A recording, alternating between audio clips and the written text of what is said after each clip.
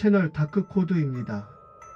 오늘 제가 들려드릴 이야기는 제 친구 민석에게 실제로 일어난 사건입니다. 민석은 30 중반의 평범한 직장인이었습니다. 서울 강남의 한 빌딩에서 증권사 직원으로 일하고 있었죠. 사람들 앞에서는 늘 깔끔하고 침착해 보였지만 사실 속으로는 불안이 많고 예민한 성격이었습니다. 그날도 다른 날과 다르지 않았습니다. 늦은 밤까지 야근을 했고 동료들은 이미 집에 돌아가고 없었습니다. 사무실 안에는 컴퓨터 펜 돌아가는 소리와 멀리 복도 끝에서 들려오는 청소기의 윙윙거림만이 희미하게 남아 있었습니다. 민석은 모니터를 꺼버리고 가방을 챙기며 길게 한숨을 내쉬었습니다. 아유, 오늘도 벌써 10시 반이네. 이 생활 언제 끝나려나. 불 꺼진 복도를 걸어 나오는데 그 길은 유난히 길고 낯설게 느껴졌습니다. 낮에는 매일 오가는 길이지만 밤에는 마치 다른 세상 같았어요. 벽에 걸린 액자 속 인물들이 모두 그를 따라 쳐다보는 것만 같았습니다. 엘리베이터 앞에 서서 버튼을 눌렀습니다. 하지만 불이 들어오지 않았습니다. 버튼을 몇 번이고 눌러도 아무런 반응이 없었습니다. 그제야 민석은 작은 안내문이 붙어 있는 걸 보았습니다. 점검 중 계단을 이용해 주십시오. 민석은 피곤한 몸을 이끌고 계단 쪽으로 발걸음을 옮겼습니다. 그리고 바로 그때부터 이상한 일이 시작되었죠. 계단은 생각보다 조용했습니다. 밤이 깊어 그런지 위아래 아무도 없었습니다. 그저 민석의 구두굽이 콘크리트 바닥에 부딪히는 소리가 메아리 칠 뿐이었죠. 또각. 그런데 잠시 뒤 민석은 자신도 모르게 걸음을 멈췄습니다. 왜냐하면 그 메아리가 단순한 울림 같지 않았기 때문입니다. 마치 누군가 한두 발짝 뒤에서 똑같이 걸음을 옮기는 것처럼 느껴졌던 거죠. 민석은 귀를 기울였습니다. 정적. 아무 소리도 없었습니다. 다시 발을 옮겼습니다. 또각. 이번에도 두 겹으로 겹쳐 들렸습니다. 하나는 분명 그의 발소리였고 다른 하나는 똑같은 간격, 똑같은 리듬의 낯선 발자국 소리였습니다.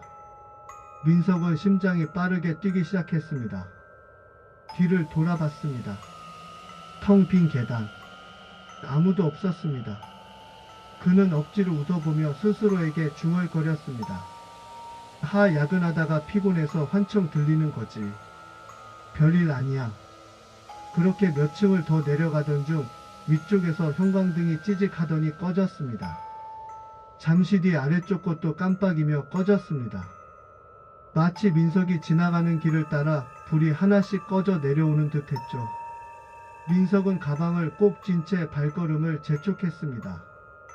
가슴 속에서 알 수 없는 불안감이 점점 커져만 갔습니다. 드디어 지하주차장 입구에 도착했습니다. 공기는 축축했고 특유의 콘크리트 냄새가 코끝을 찔렀습니다. 한쪽에서 물방울이 똑똑 떨어지는 소리가 울려 퍼졌습니다. 형광등 불빛은 여기서도 불안정했습니다.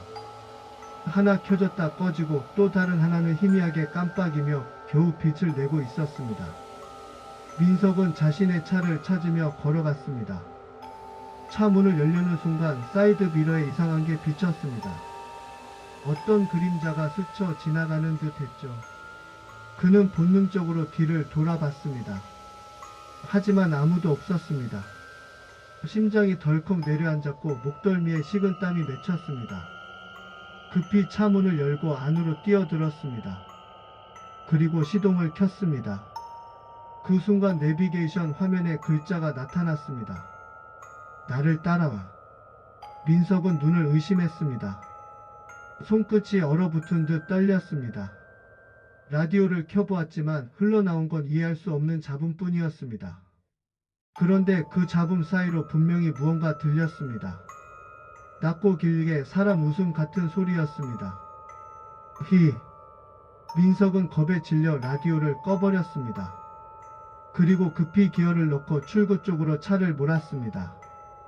차를 몰고 주차장 출구 쪽으로 가는데 백미러에 불빛이 비쳤습니다. 뒤에서 검은 세단 한 대가 따라오고 있었죠. 민석은 설마 같은 회사 직원일 거야 하고 스스로를 안심시키려 했습니다.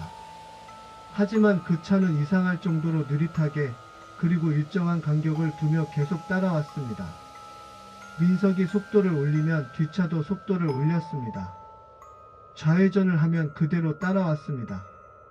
마치 그림자처럼 똑같이 움직이고 있었죠. 주차장의 기둥 사이로 헤드라이트가 스치며 공간 전체가 번쩍번쩍했습니다. 민석은 핸들을 세게 잡고 식은땀을 흘렸습니다. 심장은 이제 거의 폭발 직전처럼 뛰고 있었습니다. 결국 그는 악셀을 깊게 밟아 출구로 달려갔습니다. 그리고 주차장을 벗어나 도로 위로 올라왔습니다. 숨을 돌리며 백미러를 보니 뒷차는 온데간데 없이 사라져 있었습니다. 아무리 고개를 돌려봐도 도로 위엔 자신뿐이었죠. 민석은 안도의 한숨을 내쉬려 했습니다. 그런데 그때 계기판의 시계가 눈에 들어왔습니다. 11시 27분. 그 이후로 시침도 분침도 초침도 모두 멈춰 있었습니다. 그리고 라디오에서 갑자기 속삭임이 들렸습니다. 우린 아직 끝나지 않았다. 민석은 온몸이 떨리는 가운데 겨우 집에 도착했습니다. 현관 우편함을 열자 작은 쪽지 하나가 있었습니다. 그는 직감적으로 그것을 집어들었습니다. 거기엔 단 한 문장만이 쓰여 있었습니다. 오늘 밤 다시 만날까? 민석은 손에서 쪽지를 떨어뜨리며 뒷걸음질 쳤습니다. 머리카락이 곤두서는 듯했고 숨이 막혔습니다.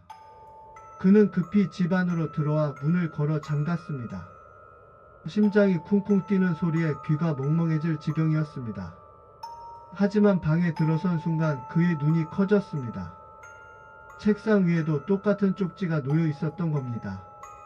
민석은 절규하며 방 안을 둘러봤습니다. 그때 어둠 속 구석에 뭔가가 서 있었습니다. 형체가 뚜렷하지 않은 그림자, 그러나 분명히 사람의 모습이었습니다. 민석이 그쪽을 똑바로 바라보는 순간 방 안의 불이 깜빡이더니 완전히 꺼져버렸습니다. 사방은 암흑이었고 마지막으로 들려온 것, 낮고 길게 이어지는 웃음소리였습니다. 그리고 모든 것이 고요해졌습니다. 여러분이라면 민석의 상황에서 어떻게 하시겠습니까? 늦은 밤 혼자 지하 주차장에 내려간다며 혹시 누군가가 아니면 무언가가 여러분을 기다리고 있진 않을까요? 여러분은 지금까지 다크코드와 함께 하셨습니다. 다음 시간에도 새로운 도시공포 이야기로 찾아뵙겠습니다. 감사합니다.